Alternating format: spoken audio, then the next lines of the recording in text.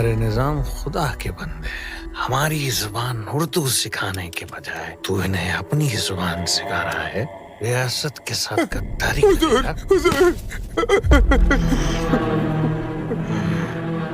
हमारी जुबान क्या है और तू क्या सिखा रहा है?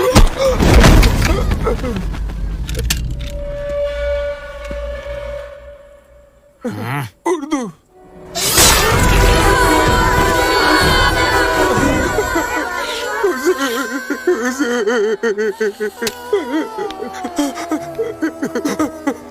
लिखो अलेफ।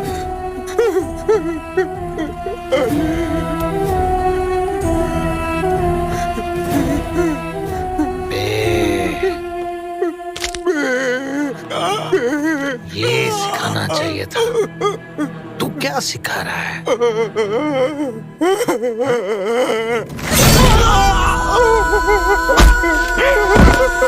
यहाँ सब उर्दू ही पढ़ेंगे। दफन करो मराठी को। मराठी की समाधि होनी चाहिए। खत्म करो इन बच्चों को।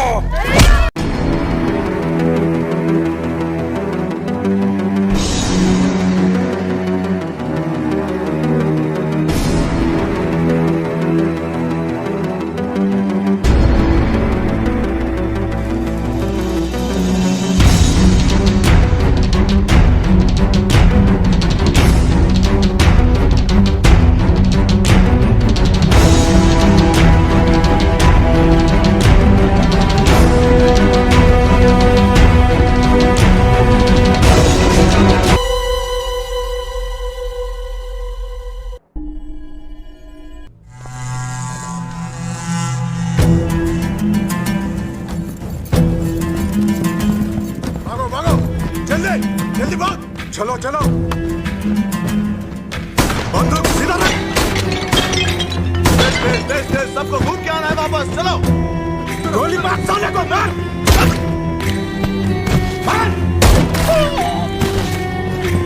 अस्सलाम वालेकुम। वालेकुम सलाम। सब खैरियत? अल्लाह का शुक्र है। आओ। हमारा ख्वाब दुनिया के हर परचम पर चांद तारे नमूदार करना है। फौज मेरे हाथ में है और ताकत आपके पास। और अब हैदराबाद पे हमारा इख्तियार है। वैसे हमारी रियासत ने 20 करोड़ रुपए दिए हैं पाकिस्तान को। आपके दोस्त जिन्ना क्या देने वाले हैं हमें इसके बदले में? हमें पाकिस्तान से पूरी मदद मिलेगी। कश्मीर मसले का हल होते ही सारी पाकिस्तानी फौज यहाँ आ जाएगी। वैसे हमारी फौज के क्या हालात हैं? दुनिया के तमाम इस्लामिक मुल्कों से कई सारे मुस्लिम हमारी मदद के लिए यहाँ आ रहे हैं। हमने अब तक 10,000 से ज्यादा गरीब हिंदुओं को मुसलमान बनाकर फौज में भर्ती किया। और जिन इलाकों में हिंदुओं की तादाद कम है उन्हें भी डराकर इस्लाम कबूल करवाया जा रहा है। अगर ऐसा हुआ तो निजाम का ख्वाब और हमारी ख्वाहिश पूरी हो जाएगी और हैदराबाद तुर्किस्तान बन जाएगा इंशाअल्लाह।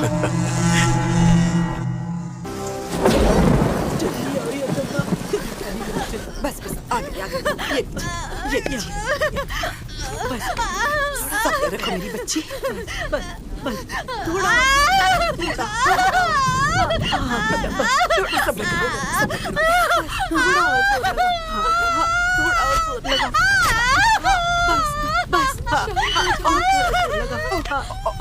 ये क्या कर रही हो तुम यदम्मा? नरस का जमींदार के पास सांप के कान है। बारिश हो रही है, बिजली चमक रही है। फिर भी अगर उसने सुन लिया और मुझ पर कोई कर लाद दिया तो मैं कहाँ से चुकाऊंगी? कहाँ से चुकाऊंगी? मेरे पास अब कुछ नहीं है।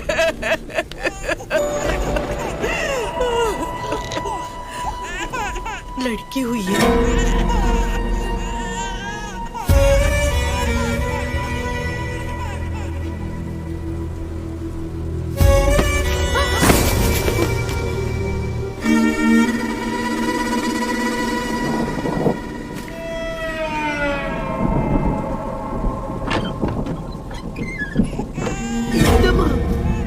ये क्या कर रही हो?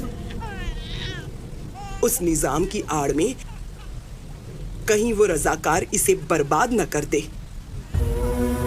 मैं इसे ऐसी जगह भेज रही हूँ जहाँ कोई जमींदार इसे अपनी जायदाद समझ के निचोड़ ना सके, जहाँ कोई पट्टेदार रजाकार इसका बलात्कार ना कर सके, इसे अपवित्र करके इसे नाले में ना फेंक दे, इसे नोच के खा न जाए, वहाँ भेज रही हूँ इसे। ये पाप है माँ जी, ये मेरी पहली औलाद है। कैसा पाप? हाँ, कैसा पाप?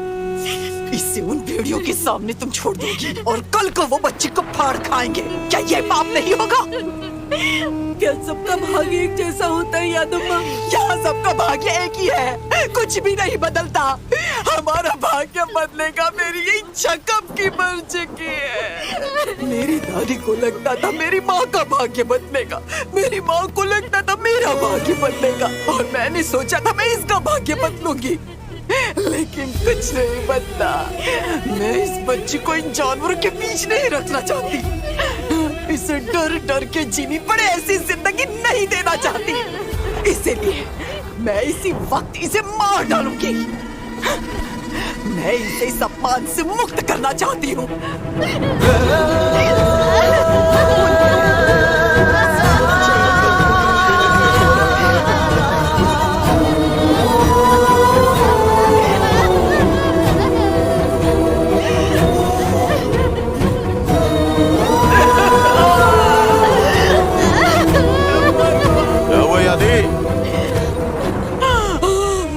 लगता है तुम्हारी बहू को बच्चा हुआ है। ये बताओ, लड़के का महसूल अदा करोगी या फिर लड़की का? लड़की पैदा हुई थी लेकिन मर गई। ऐसा क्या? तो लड़की वाला कर चुका दो और उसकी मैयत का भी।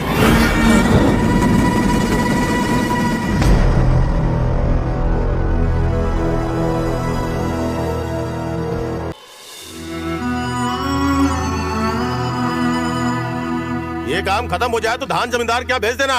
अपनी मेहनत से उगाई हुई फसल मैं जमींदार को क्यों दूं? खेत जमींदार का है तो फसल भी उसी की हुई ना। ये उत्तम राजू का खेत है, बटाई पर लेकर इस पर फसल उगाई है, और अब ये जमींदार की कैसे हो गई? इस इलाके में जितने भी खेत हैं सब जमींदार के हैं।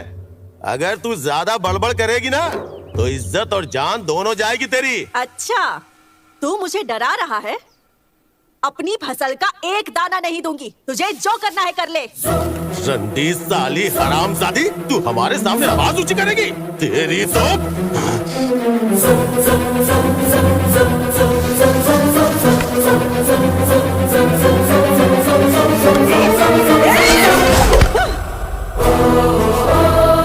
रंडी बोलता है हरामजादे।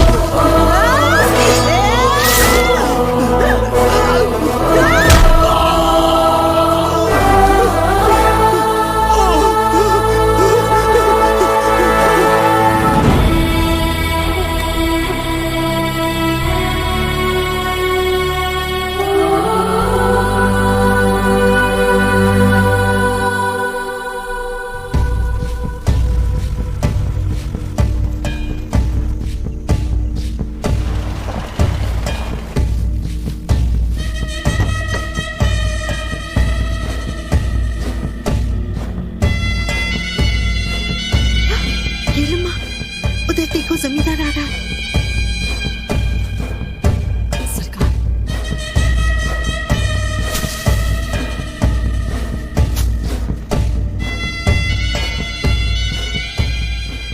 नमस्ते मालिक। साली, तेरी इतनी हिम्मत? अम्मा, मेरे खिलाफ बोलेगी तू? हाँ, मार डालो।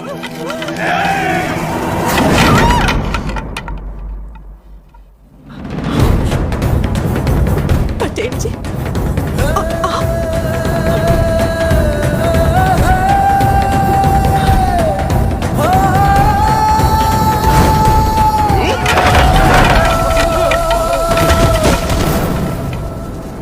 नरसिम्हा रेड्डी, मत भूलो कि हम दोनों एक हैं। सही कहा, यहाँ जितने भी लोग हैं सब एक ही हैं, लेकिन तुम नहीं हो, समझे? तुम निजाम की वो कठपुतली हो जो उसी के इशारे पे नाचते हो। नरसिम्हा रेड्डी, हम जमींदार हैं। जमींदार का मतलब लोगों की मेहनत की कमाई से अपनी कोठियां भरना नहीं होता, बल्कि उनका सहारा बनना होता है। दिन रात शराब के नशे में नई नई लड़कियां खोजते हो, गरीबों और औरतों की पीठ पे कोड़े मारते हो और खुद को जमींदार कहते हो। जमींदार का मतलब लोगों के साथ रहना, उनके सुख दुख में शामिल होना होता है, लेकिन तुम्हारे गले में तो निजाम का पट्टा पड़ा है। एलम्मा के लिए मैं 60 किलोमीटर दूर से आ रहा हूँ। एलम्मा के अनाज को अगर तुमने हाथ भी लगाया तो तेरे हाथ काट डालूंगा। ये बाहरी आपके हमारे गांव के मामले में दखल देगा।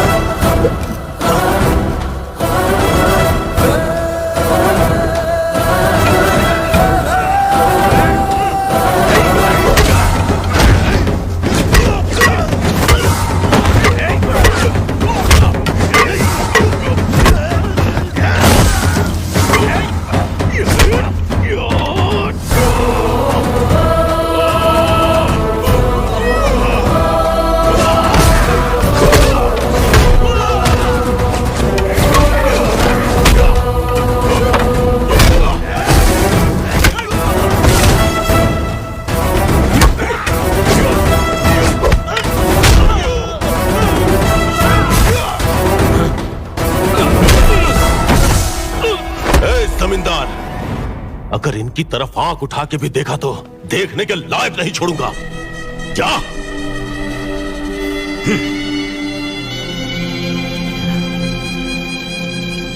एलम्मा, जहां मन करे वहां बेचो अपना अनाज। पटेल जी, सारी बोरियां लाद दो बैलगाड़ी पे। तुम लोगों का डर ही इसकी ताकत है। राजा रेड्डी, उठाओ बोरी।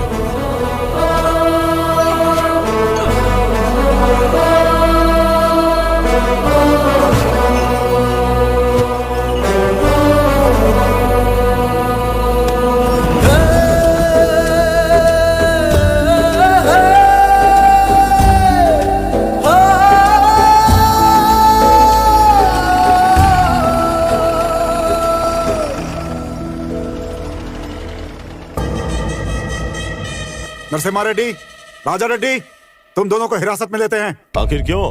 एक गरीब किसान की मदद करने के जुर्म में? नहीं, जमींदार का अनाज हड़पने के जुर्म में तुम्हें गिरफ्तार करते हैं। नहीं साहब, ये उत्तम राजू का खेत है। मैंने उससे बटाई पर लिया था, सारा पैसा भी चुका दिया है। ये मेरा खेत है। बहुत पहले ही उत्तम राजू ने मुझे बेच दिया था। कागजात भी मेरे पास हैं। ये खेत जब तपती धूप में हल चलाना था तो एलम्मा का था, बीज बोना था तो एलम्मा का था, रात भर जाग के सिंचाई की, रखवाली की, तब भी एलम्मा के ही नाम था। अब जब फसल पक के हाथ में आई तो नाम बदल गया, खेत जमींदार का हो गया। ये अन्याय है।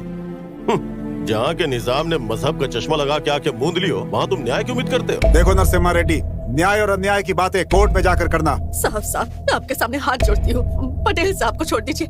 आप चाहो तो पूरा धान ले जाइए। चिंता मत करो तुम, ये फर्जी कागज दिखा के गिरफ्तार कर रहे हैं। कितने दिन अंदर रख पाएंगे मुझे? ए रामचंद्र रेड्डी, मुझे पता है बाहर कैसे निकलना है और बाहर आके क्या करना है वो भी पता है। खबरदार। ले जाओ इसे। साहब, नहीं नहीं नहीं साहब, इन्हें छोड़ दीजिए। ले जाओ। साहब, साहब, उन्हें छोड़ दीजिए। साहब, पटेल जी, नहीं।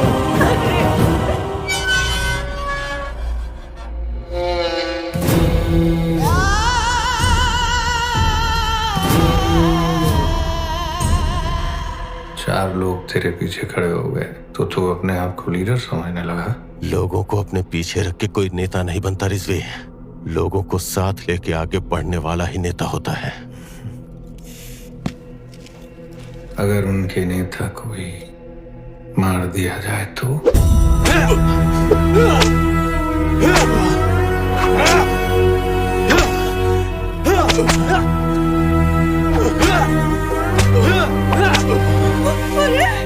पटेल जी, साहब, क्या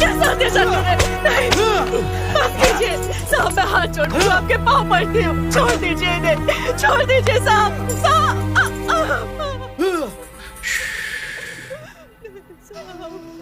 सुनो एलम्मा, जमींदार, पट्टेदार, जागीरदार, ठेकेदार और पुट्ठेदार, ये सब निजाम साहब के वफादार हैं, समझी? तुम उनके खिलाफ जाओगे और हम तुम्हें छोड़ देंगे।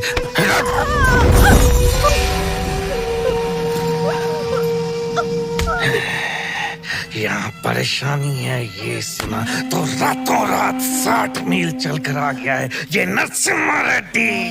इसके कानों में पत्थर डालो।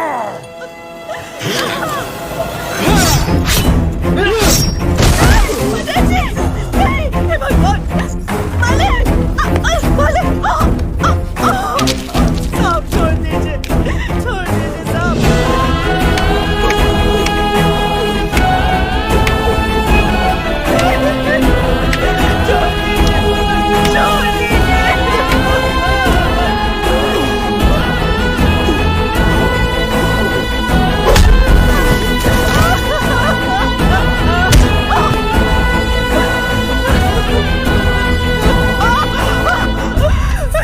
जिनको लगता है कि नरसिम्हा रेड्डी उनके साथ है और वो फसल काट लेंगे, उनको पता चलना चाहिए कि इन रजाकारों से बगावत करोगे तो क्या अंजाम होगा। जला दो इन सबको।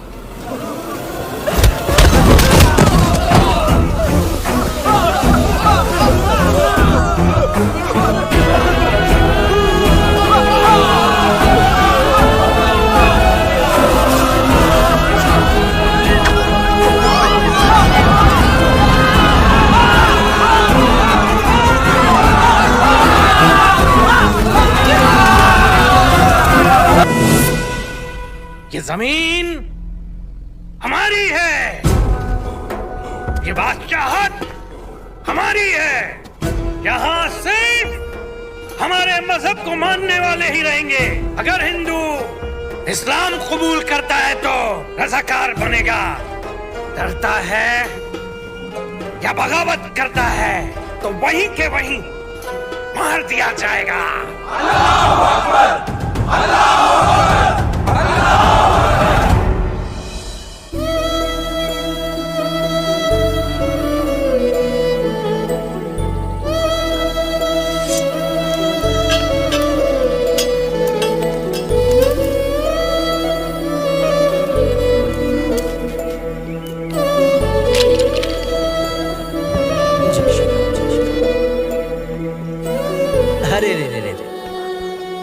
क्यों बेटा, भूख लगी है? दूध पिएगी? चला जा, ये लो इसे दूध पिला दो।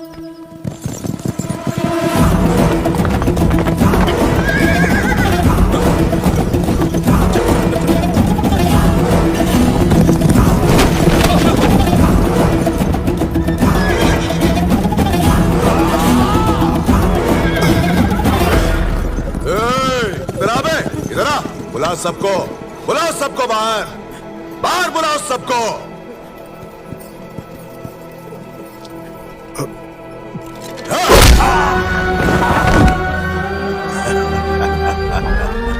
सरकार, अब हमसे क्या गलती हो गई सरकार?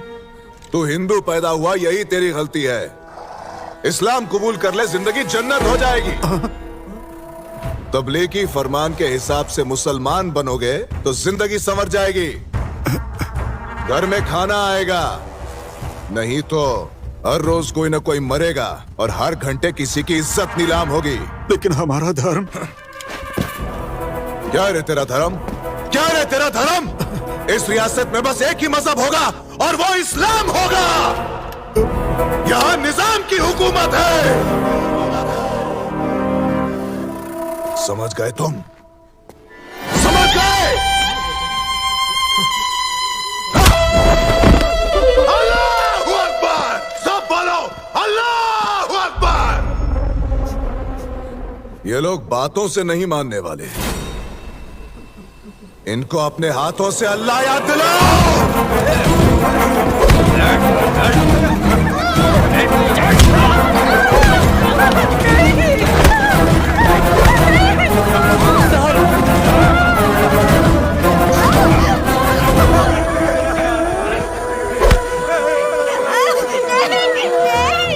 अल्लाहू अकबर!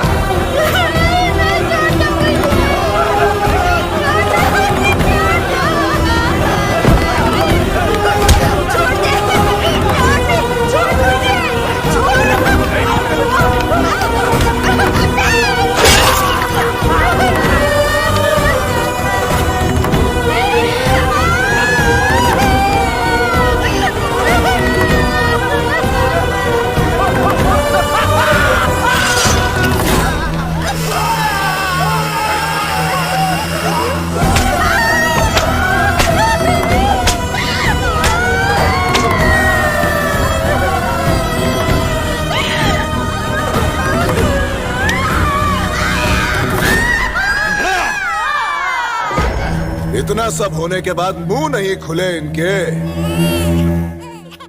मुंह खुलवाने हो तो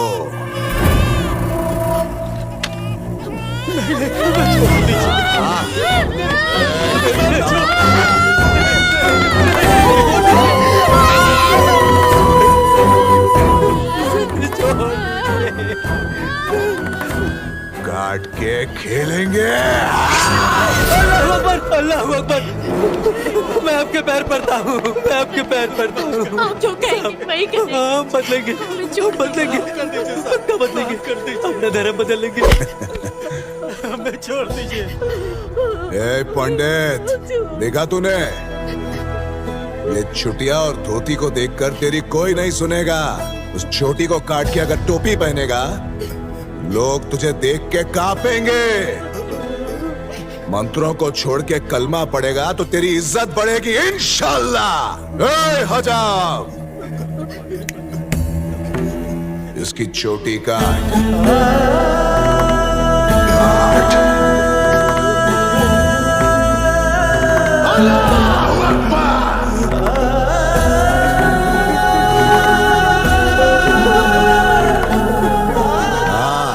अब बनाना असली मुसलमान। ये कपड़े क्यों है? फाड़ इनको। हट।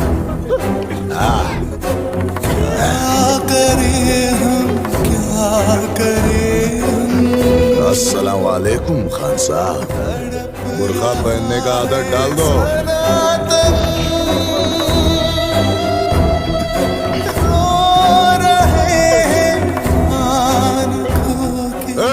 कल तक ये गांव इस्लाम में बदल जाना चाहिए। हर घर से अल्लाह अकबर की आवाज आनी चाहिए और वो निजाम तक पहुंचनी चाहिए, समझ गए? वो गाय पकड़ के ला रे, आज रात को बिरयानी खाएंगे।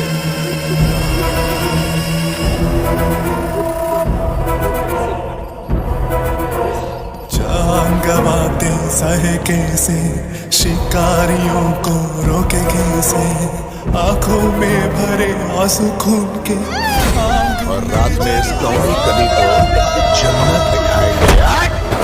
मालिक, मालिक छोड़ दीजिए, मालिक, मालिक छोटी बच्ची है, मालिक, मालिक छोड़ दीजिए, अरे मत लगे जाइए, छोड़ दीजिए, मेरी बच्ची को छोड़ दो।